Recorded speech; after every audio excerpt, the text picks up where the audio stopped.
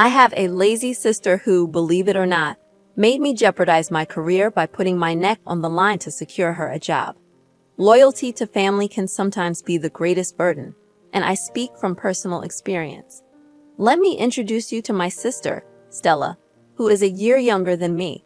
We are the products of our mother's love life, which never led to marriage. The closest thing we had to a father figure was Uncle Greg, our mother's brother, who had been looking after us for as long as I can remember. It's incredible how, from the way we carried ourselves, you'd never guess we were being supported by someone who had his own family. I graduated from college before Stella and was desperately searching for a job.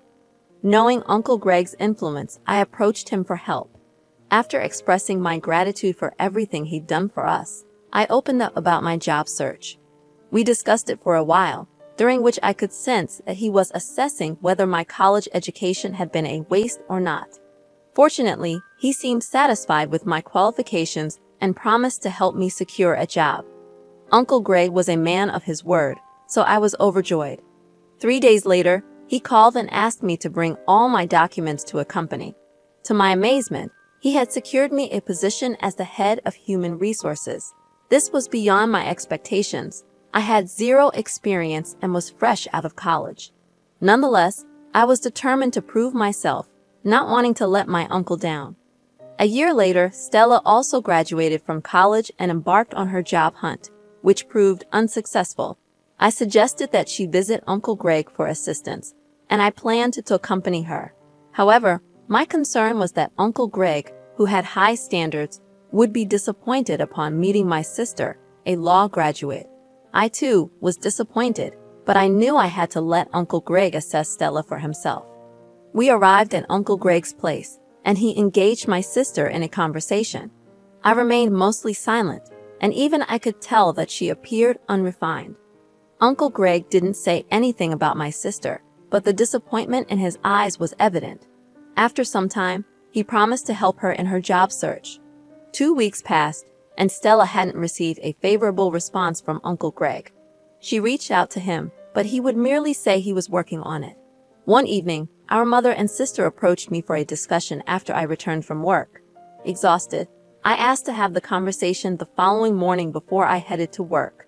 They both woke me up early the next day, and Stella started by expressing her frustration with Uncle Greg, who she believed was taking too long to find her a job.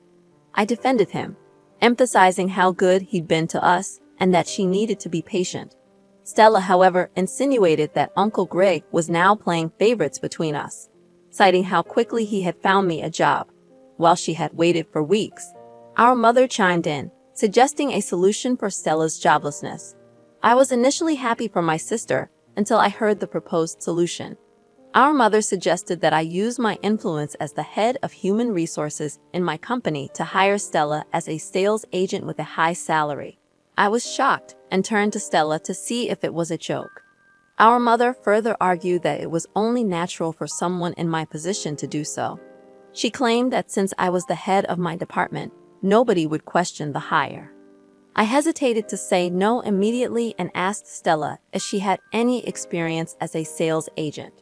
She retorted by asking if it was necessary, given her law degree. It was frustrating to see her demand a job for which she lacked the qualifications and experience. To make matters worse, both she and our mother were insisting on a high salary for her. I made it clear to my family that what they were asking for was simply not feasible. I explained to my mom that Stella's law degree had no connection to my line of work. She raised her voice, insisting that I should look at the bigger picture, which, according to her, was the substantial salary Stella would earn once I secured the job for her. I pointed out that fulfilling their request could jeopardize my career, as it might appear as favoritism if my superiors found out I'd employed someone unfit for the job. My mother and sister, however, dismissed my explanation, accusing me of not prioritizing family success. This was when I truly understood the bondage that family loyalty could become. How could they insinuate that I didn't want our family to succeed just because I declined to risk my career for their sake? It felt like pure selfishness. I reiterated my earlier stance and prepared some food.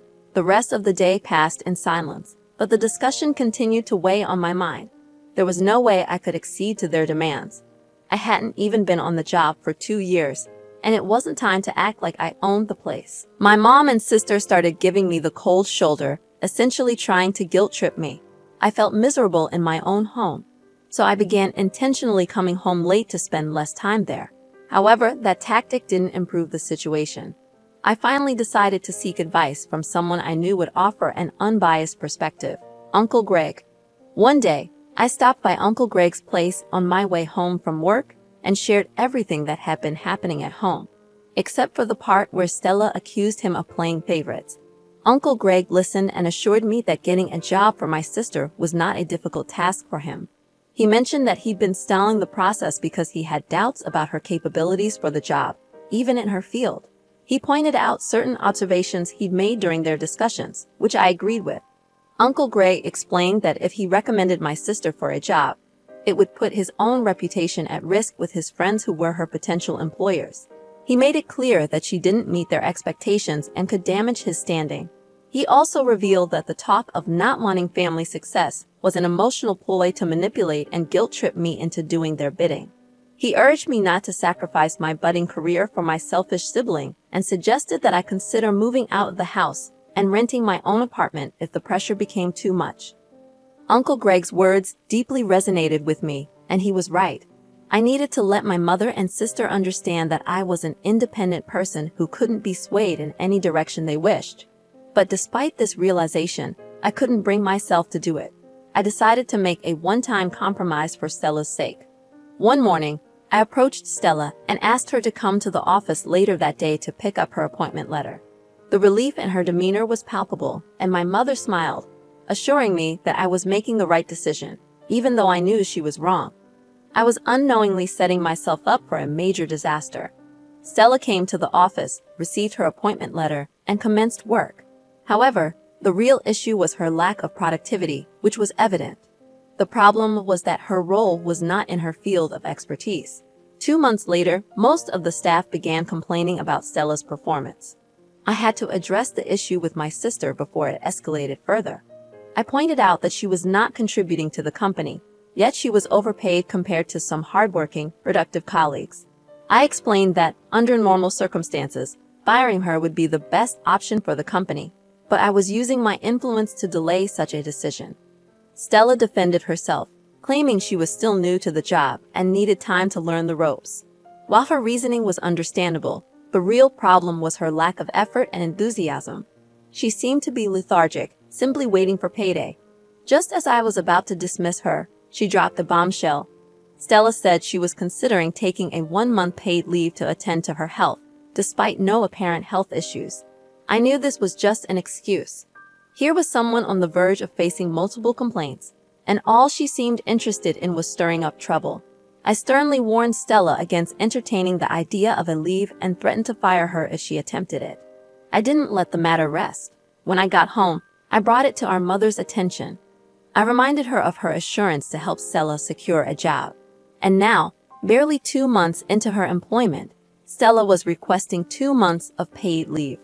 I made it clear to our mother that if Stella's productivity didn't improve by the end of the month, I would ensure she got fired. Our mother downplayed the situation, suggesting that Stella would get the hang of it in due time. She asked me to be patient with my sister. I agreed to give Stella the month to improve her productivity, and my course of action would be determined by her performance.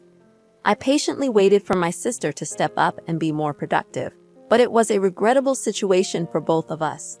Unfortunately, my superior got wind of the ongoing complaints and summoned Stella and me. During the review, it was revealed that Stella hadn't been productive since she started as a sales agent, and I had failed to take the necessary action, which would have been reporting the issue to management. My favoritism was exposed, and we were both immediately terminated. I began pleading for my job on the spot, but I was informed that the decision was final.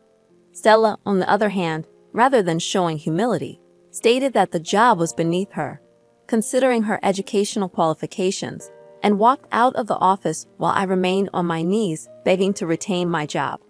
I regretted not heeding Uncle Greg's warnings. His predictions had become a reality, and I had allowed my sister to ruin my career. I returned home, a mixture of tears and anger in my heart, only to find Stella casually sitting on the couch with a bowl of popcorn, watching a movie, seemingly undisturbed by the whole ordeal.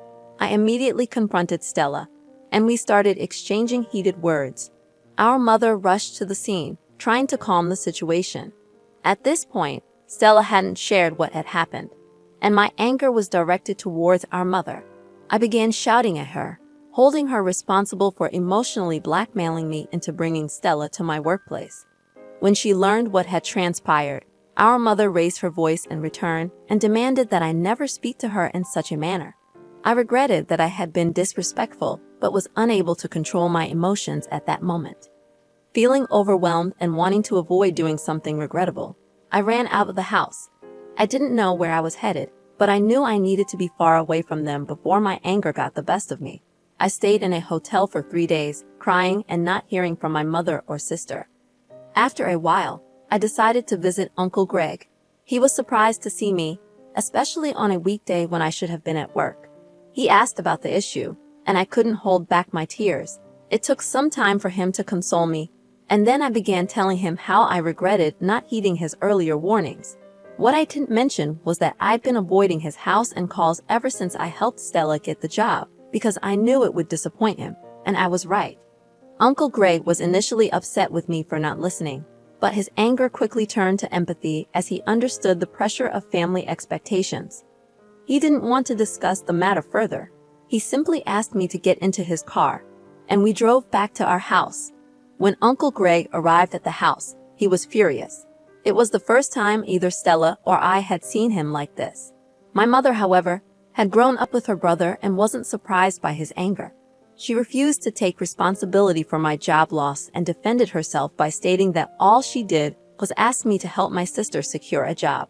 She and Stella turned the tables on me, claiming that I hadn't guided Stella properly at work. Uncle Greg saw through their attempt to avoid blame and gave them a stern look before assuring me that everything would be okay. He promised to do everything in his power to help me find a new job. I thanked my uncle, who wasted no time in leaving the house.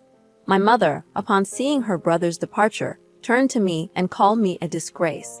She questioned why I had made such a big deal out of the situation and involved someone who had little or no business with it. I couldn't respond the way my emotions wanted me to, so I simply went into my room and closed the door. It has been 2 weeks since the incident, and both my sister and I are jobless. I am not sitting idly, waiting for my uncle to work his magic. I am actively searching for job opportunities and hope for a positive outcome soon. In an update, I can say it has been extremely challenging staying at home with my sister and mother. They have both united against me, making me feel like an outsider in my own family. I returned last week from yet another unsuccessful job hunt, feeling frustrated and exhausted. It appeared that even my uncle was struggling to secure a job for me, and I couldn't blame him. If I had been wiser, I wouldn't find myself in this current disaster. After submitting my qualifications to a firm that promised to get back to me, I decided to rest on the couch for a moment. My short nap was abruptly interrupted about 5 minutes later when my sister started screaming in excitement. She deliberately came to the living room, dramatizing her joy, as if she was deliberately looking for trouble, as she often did. Our mother hurried to her, and she informed her, loud enough for me to hear, that she had been invited for an interview at a law firm. Our mother was thrilled for her, but I tried to mind my own business. However, my sister couldn't resist taking a jab at me, insinuating that she was achieving for herself what sisters and uncles, who claimed to be family, could not do for her. It was a clear reference to me and Uncle Greg. I couldn't allow her to add to my frustration, so I gave a sarcastic laugh, mentioning that people celebrated interview invitations as if they had already landed the job. Not stopping there, I added a cutting remark about interviewers discovering they'd wasted their time with an empty-headed candidate. My sister was visibly affected, and she wanted to confront me, but our mother stepped in, clearly favoring her. This didn't surprise me. I hadn't expected anything different. Stella went for the interview and returned with a smile, informing our mother, right in front of me, that she was preferred over the other candidates and was offered the job on the spot. The pay wasn't as much as she had earned in my firm, but she was assured it would triple in 3 months. My sister and mother took delight in rubbing it in my face, making me wonder about the judgment of the employers who hired her. I also wondered about the quality of the other candidates if Stella was chosen over them. Nevertheless, I decided to wait and see how it would play out because I knew my sister's track record with jobs. In the second update, I had a serious altercation with my mother this morning, all because of my sister Stella. Since she got her job, my mother decided that no one else in the house, except me, should perform any chores, no matter how minor. I had tolerated it until this morning when my mother approached me and demanded that I do Stella's laundry. The demand was insulting, and I refused outright. I told my mother that I wouldn't touch my sister's clothing even if there was a gun to my head. My mother argued that Stella needed to focus on her new job, something she claimed I lacked. According to her, we should support her in any way we could. I asked my mother if Stella had ever done my laundry when I had my job. I finally told her that if Stella was too busy to do her laundry, she could do it herself or take it to one of the numerous dry cleaning services in the city. I retreated to my room, closing the door, feeling utterly humiliated. How could my mother demand that I do Stella's laundry? I decided to reach out to Uncle Greg and inform him about the humiliation I was enduring at the hands of my mother and sister. I was hoping for some good news, but amidst the torrent of insults I faced daily, my uncle revealed he was still trying to pull a few strings, though it might take time. He expressed his displeasure with the way my family was treating me and assured me he would talk some sense into my younger sister. One evening, as I was in my room, Stella returned from work and started arguing loudly over the phone. From her words, I gathered she was speaking to Uncle Greg. She rebuked him for meddling in our affairs and demanded he stay away from us. When my mother asked her about the call, Stella referred to Uncle Greg as that man who doesn't know his place. My mother seemed to approve of Stella's stance, believing I was foolish for involving an outsider in our family matters. In the third update, I made the decision to move in with Uncle Greg and his family after Stella's outburst. It became evident to him that I was enduring a lot at home. I informed my mother about my decision, but she dismissed it, claiming I had been trying to distance myself from her and Stella anyway. The only time I saw or heard from Stella was a month later when she showed up at Uncle Greg's place to invite both of us to an award event organized by her firm. According to Stella, the event aimed to recognize the efforts of key individuals, and she was one of the honorees. She wanted Uncle Greg and me to attend, perhaps to showcase her productivity. I confronted her, telling her she should be apologizing to Uncle Greg instead of inviting him to the party. Stella, undeterred, made condescending remarks, claiming she was offering him an opportunity to witness her glory. I refused to attend the event, expressing my disgust at the entire situation. Uncle Greg tried to convince me otherwise, but I couldn't comprehend why he wanted us to attend a party that seemed nothing more than a charade. In the final update, everything fell into place. I finally understood why Uncle Greg insisted we attend Stella's party. In the end, despite the difficult situation, Uncle Greg insisted that I present myself at my best for Stella's party. Reluctantly, I attended the event alongside my mother. As the ceremony unfolded, individuals were recognized for their contributions. When it was Stella's turn, she confidently stepped onto the podium, radiating confidence. Unexpectedly, she cut off her boss's statement and began speaking passionately. Her words were pointed directly at me, emphasizing her triumph over the hurdles she claimed I couldn't overcome. She labeled me a failure lacking the drive to succeed. Stella praised our mother, who basked in the attention.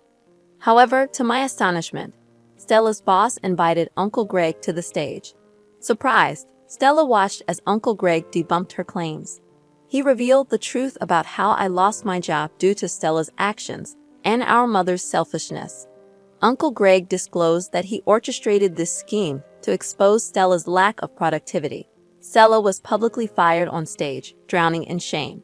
My mother hurriedly left, unable to bear the humiliation. Uncle Greg introduced me to influential people that day, assuring me that a job opportunity would emerge soon. I severed ties with my mother and sister, knowing they would likely come crawling back for assistance eventually. Looking back, I am grateful for Uncle Greg's support during this ordeal. If not for him, I might have faced this situation alone. Reflecting on this experience, I am overwhelmed by the twists of fate and the importance of having a strong support system. I welcome your thoughts on this story. What would you have done in my position? Consider this twist. What if I didn't have Uncle Greg to fall back on? Share your opinions in the comments below. My name is Mr. Redito, and I share drama stories every day, ranging from inheritance disputes to cheating tales. If you enjoy these narratives, don't forget to subscribe. I'll be back tomorrow, reminding you that kindness is always in style. Peace.